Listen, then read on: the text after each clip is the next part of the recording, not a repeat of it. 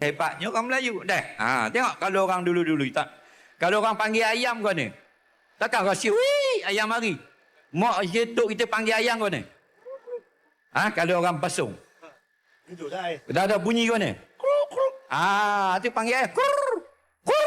Ayam pun mari. Betul tak? Takkan babi pula mari. Tu kur tu panggil ayam. Okey, kalau panggil itik.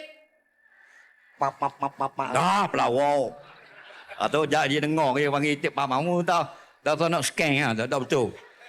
Panggil itik tahu tak kau ni? Tahu tak Dek? Panggil itik. Kalau panggil dia orang Melayu kalau panggil ayam kur.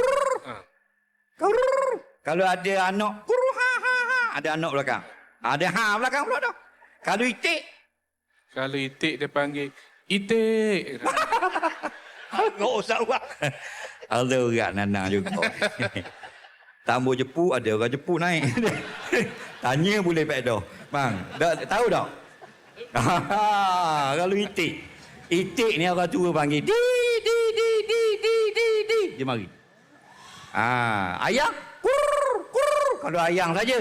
Kalau ada anak-anak belakang kur baru mari. Bang. Orang dulu panggil itik. Di.